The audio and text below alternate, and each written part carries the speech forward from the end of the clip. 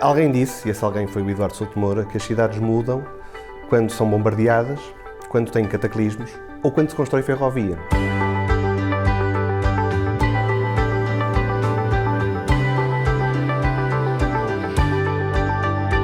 Os últimos comboios introduzidos em Portugal em circulação datam de 2004 e a partir daí houve muito pouco investimento, quer na infraestrutura, e não houve investimento praticamente nenhum nos veículos. O sistema ferroviário evoluiu, necessitava de inovação e a partir daí os operadores ferroviários sentiram a necessidade de criar um centro com competências necessárias para transportar para a ferrovia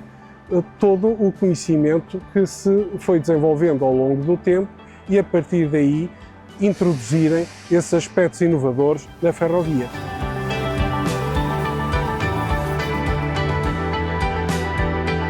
Claramente, a ferrovia tem que voltar a ter investimento, a ferrovia tem que ligar as grandes capitais de distrito do país, tem que ligar os grandes polos onde vivem as pessoas, até numa lógica de permitir que as pessoas circulem e possam escolher onde viver, onde trabalhar, numa área muito maior do que aquela que têm hoje em dia. Nós sabemos claramente que a ferrovia é um meio de transporte muito fiável, seguro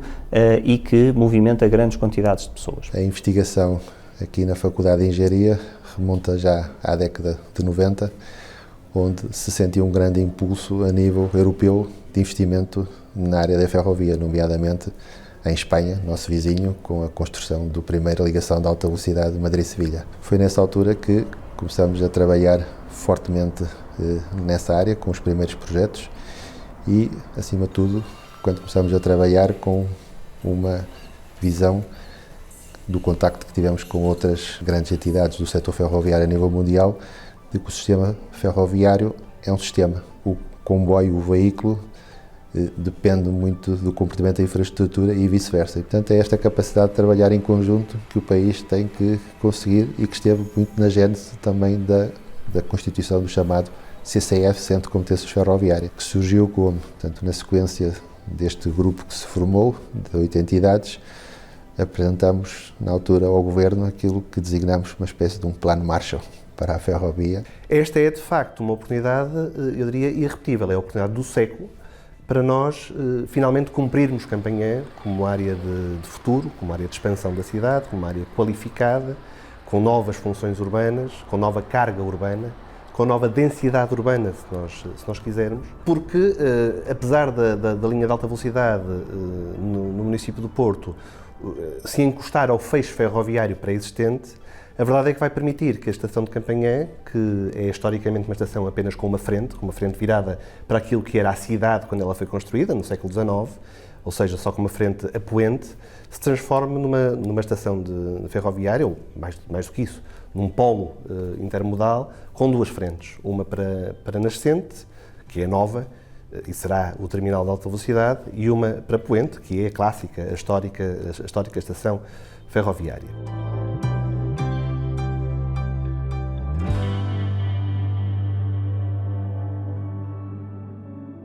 A cidade do Porto é a cidade-missão europeia, o que significa que a Comissão Europeia escolheu 100 cidades para liderar esta transição, o caminho para a neutralidade carbónica, e o Porto demonstrou não só o seu trabalho que fez durante estes últimos anos, mas também a sua ambição até 2030, e em face desse trabalho e desse plano, a Comissão Europeia acabou por escolher o Porto como uma das 100 cidades líderes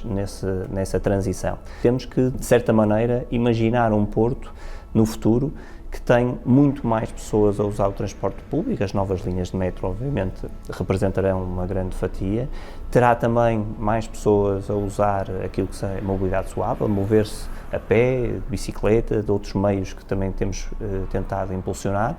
E terá também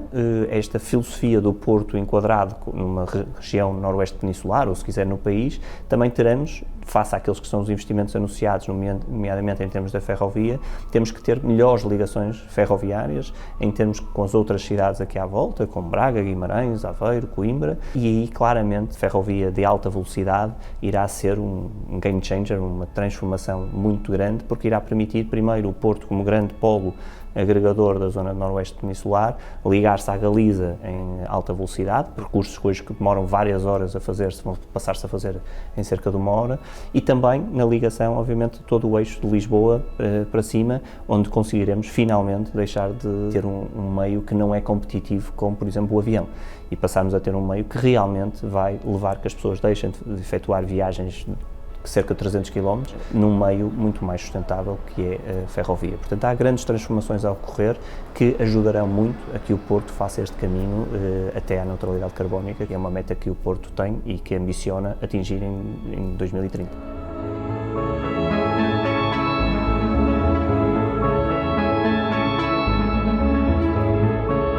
Para além de alterar as condições de mobilidade a nível nacional, nós de repente vamos estar a 1h15 ou 1h20 de Lisboa, vamos estar a menos de 1 hora de Vigo, a 2 horas ou qualquer coisa como isso da Corunha. Portanto, de repente o Porto assume-se como o centro desta euro-região, desde a Corunha até Lisboa, até Setúbal, estamos no centro geográfico desse território, e portanto isso vai alterar, vai induzir novos usos e novas dinâmicas urbanas, mas vai ter um reflexo local, não apenas na cidade, mas em particular na zona em redor da estação ferroviária. E temos que aproveitar essa enorme oportunidade que é irrepetível, não se constrói a alta velocidade mais do que uma vez por século.